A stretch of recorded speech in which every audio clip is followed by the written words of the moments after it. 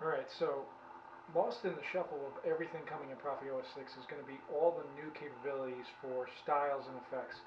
So I wanted to kind of use the new DUNE movie as a way to show just a little bit of what's coming. So we've always had, since OS4, we've had swing speed, we've had the blade angle, we've had all these different responsive effects, and you can do a lot with them. But with all the new functions, plus the enhanced capabilities that are now available, plus all the style modifiers and just everything that's going to be possible with OS6, there's so much more we can do it. It's going to take responsive effects to like a completely new level. So I'm calling this a hyper responsive blade. So right now it's just a silver blade.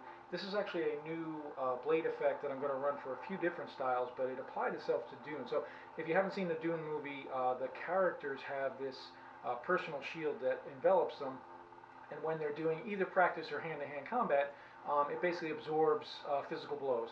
So this is meant to mimic that. Now, during the film, if you take or you properly deflect an incoming attack, the shield actually glows blue in the area that it's hit.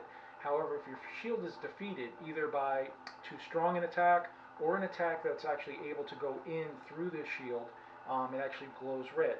So I've taken that concept and applied it as well. And what we're doing is this hyper-responsive style uses all the different inputs from blade movement, blade angle, clash strength, all these different things to create effects. So right now, when the blade is still, for this base blade, it's actually just static. This is just a silver color. It's not actually flickering. It's not doing anything. But using a combination of the new functions and the new capabilities, any small movement will actually create a shimmering effect. So all the movements, and the idea of this is that in the film when they move around they get this kind of reverberation of the shield, but the idea of these hyper responsive effects is instead of just having the same effect keep playing over and over again, this will respond to everything the saber is doing. So a little bit of movement, you'll get a little bit of a shimmer up this blade. More movement, you can actually build up that shimmer effect. So it actually builds up on itself, and so it's reacting to the movement, but it's also reacting to the speed of the movement. So quicker movements will actually build up more momentum. You'll get more of a shimmer effect, and it will actually last longer. But more subtle movements will give you a little bit more subtle shimmer, and it basically is using all the information about the angle, the movement, the speed to create this effect. And then just like in the film, I decided to take also our clash strings. So later hits are going to create these blue effects. Now the size, the length, and also the duration of the effect is going to be based on how hard the hit is. So a really light hit, just like in the film, that your shield is able to block will just be a blue effect, and it'll come and go quickly. So just a real quick. Now the harder the hit, the bigger that effect is going to be. It's going to affect the underlying base, and it's also going to stay on the blade for longer. And then if I go hard enough, I'll get that red effect. So when your shield is doing its job, you get these blue flickers. Now it's responsive in terms of how strong the hit is, but it also obviously moves. And again, I've got the flickering is also moving, but the location will obviously be blade angle based. But then the harder hits that will eventually defeat your shield, they also respond. And they last even longer, and they take over more of the blade. So that way you know when your shield's being defeated, you're going to get these red hits versus the blue.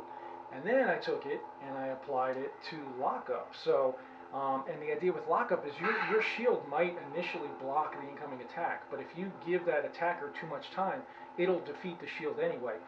So with lockup, when we go into lockup, and this is all hyper responsive in that the length of time that it takes to defeat your shield now in lockup mode is actually going to be based on how hard that initial hit is. So a lighter initial hit will give you a little bit longer until it overtakes the shield.